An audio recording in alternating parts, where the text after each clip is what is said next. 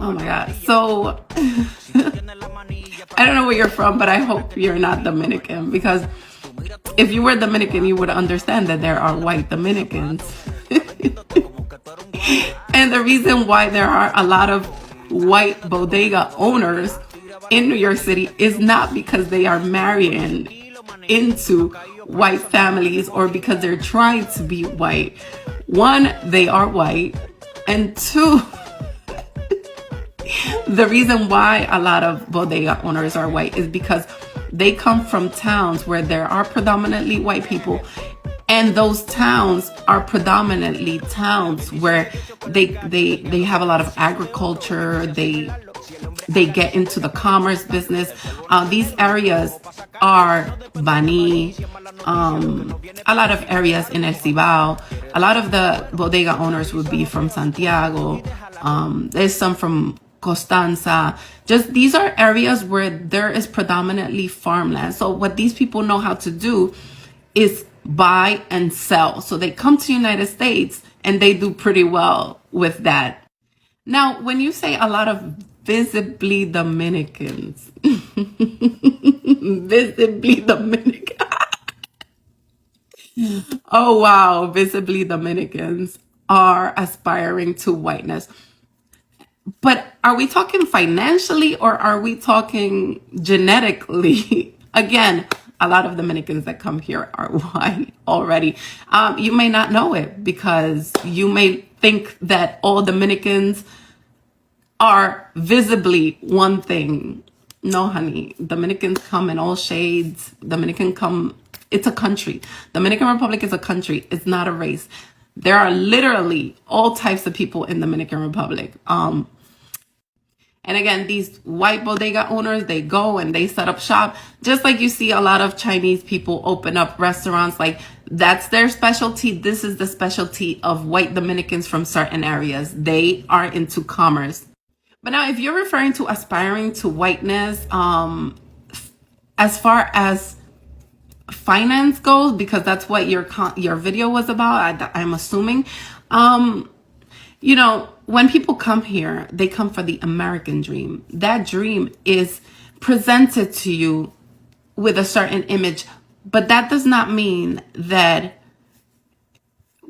anybody's aspiring to whiteness as if only white people are successful. We simply strive for better. And if the better people in those neighborhoods are white people, that's what they're going to assimilate to. If it's the black people, that's what they're going to assimilate to. Nothing to do with color. Hey guys, what's going on? So you just saw that video, and first things first, I just want to say what this girl said is true. It's basically, it's true. Everything she said is pretty much true. And she didn't say anything wrong. Nothing that I mean, let me just get into my little bit of critique here. All right. So now this girl, she has good intentions. She wants to defend her Dominican heritage. However, there is an issue here. And obviously, and I think that my audience has already spotted it and can spot it right away. But for those of you that can't, I'm going to point it out for you, and I'm going to rub it in your face. All right, because this is the issue that I have with a lot of like these Dominican nationalists that they seem to miss on, and I find it to be pretty problematic. I'm just gonna be honest with you guys. You know, I mean, a lot of them have good intentions, but I question the intentions of many of them. You know, and I love them all, honestly. I mean, well, if you're like, if I feel like you're being subversive and you're a traitor on purpose, I don't love you at all, you know. So, however, though, here we're gonna get into it. It's, if you go back to the video, the beginning of this girl's video, the bottom comment. All right, now, like I said, my audience has probably already spotted it, and I'm going to point it out. I don't know who wrote this comment. I don't know if it was her responding to somebody. I don't really know how TikTok works. I tried TikTok for a little bit. I just gave up on it. But so here we go. It goes, are you trying to say that whiteness equals success?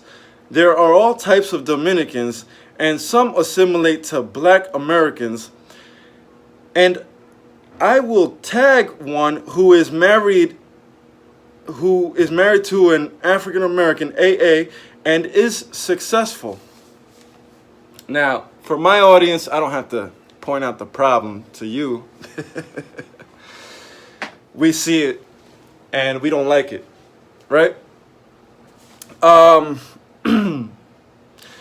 It's almost as if it seems like, you know, oh, don't assimilate to whiteness, assimilate to blackness. In fact, I'll point out my relative that's married to a black and has kids with a black. You see what I'm saying? This is conservatism 101. This is the problem with a lot of these like conservatives and these these people, a lot of these people, oh no, you're the real racist, not me. She pointed out that like there's areas in Dominican Republic that are predominantly people of European descent, and that's very true. I'm very glad that she did do that. However, though, there's this article, and I think I'm going to show it to you guys right now. Hold on. It's going to go to the...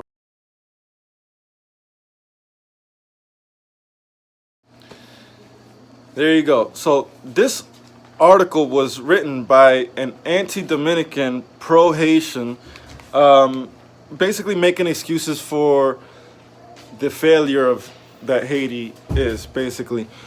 Making excuses for the Haitians, but, like they always do.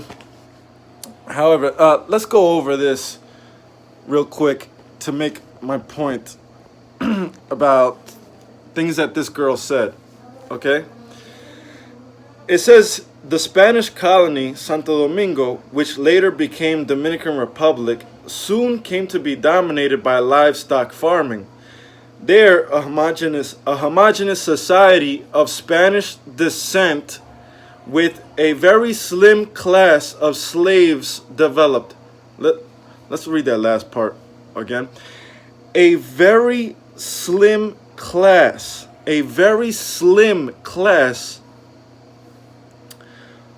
of slaves developed, of African slaves, I believe they put. Of African slaves developed. A very slim class of African slaves developed. I just wanted to highlight that part. Oliver Gleach says, the fewer ethnic differences are one reason why the Dominican Republic, that gained independence later than Haiti, soon became much more stable than its neighbor, both economically and politically. All right. So basically, the author of this article here, and I think I'm going to put the link to the article in the description so you guys can read it. This person was not like me, this person was a little bit more sympathetic to Haitians than I would be. But the author admitted that it was because of the homogeneous Spanish society. They basically admitted that because of the homogeneous Spanish society, we were more stable than Haiti economically and politically. Because I think what the author is trying to say was that Haiti during that time was much more diverse, much more mixed, multiracial than Dominican Republic during that time. Well, I just want to throw one thing in there. I don't think that there were any slaves in the Cibao region. I think there were probably more slaves in the southern part of the country. The reason why I think that is because there, like just 20 years ago, there were no blacks here in where my family's from. There were no blacks, none. All right, maybe one Haitian or so, but from what I know is that there were none. All right, and in the 70s in Santiago, somebody that I know personally told me that they remember as a kid in Santiago there were no blacks, right? And then a black family moved in, and that the black family felt out of place, right? And that people would stare at them, you know, that so the black family, they were kind of like, they just kind of stayed inside their house. They didn't really go out because of that. So that's somebody that I know personally, very well personally, somebody that's not racially aware whatsoever, that's not racist whatsoever, said this to me. Okay, so now we have to realize that she brought up examples like, oh, she said Santiago was more Euro, more white came from Santiago, which is true. They went up there and they opened up bodegas. People from Constanza, more white population, and then you know, she brought up these examples. But the thing is that there today, we all know there's a lot of Haitians here, but so we are being exceptionally, how do I put it, overrun by blackness. You know what I mean? And the thing is with these types of takes is that it will lead to this country becoming as black as Haiti, regardless. You know, we have to realize that what they're attacking, why they're attacking us, what they really want, you know, and we have to defend it. We can't go around saying, oh no, some Dominicans assimilate to blackness and even marry African Americans. We're not trying to be white. We even marry African Americans. We can't be saying stuff like that. I'm just being honest with you. I'm sorry. I know you have good intentions, but we have to really look at the results of everything.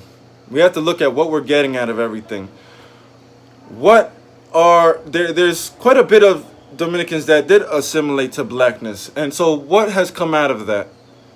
You know, you basically pointed out that the ones that assimilated, you basically admitted that the ones that assimilated to whiteness are more successful, right?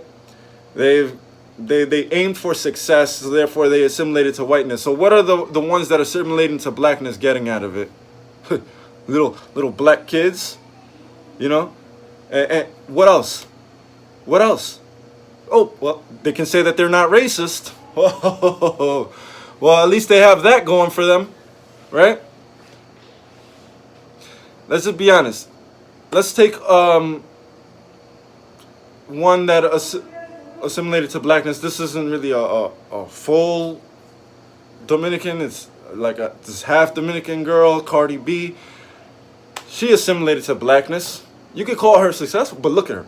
You want your kids to be like her? Who does? Nobody. This girl, Danny Lay, look at her. What are these people getting out of this? You know? And these are successful people that I pointed out. These aren't the average people that assimilated to blackness that I pointed out. So we have to think about, you know, how these things will affect us in the long run. You know? We have to think about what's really under attack. We have to protect ourselves. You know? There's no excuses. You know? It's time we get on board with what's really going on. All right? Take it easy.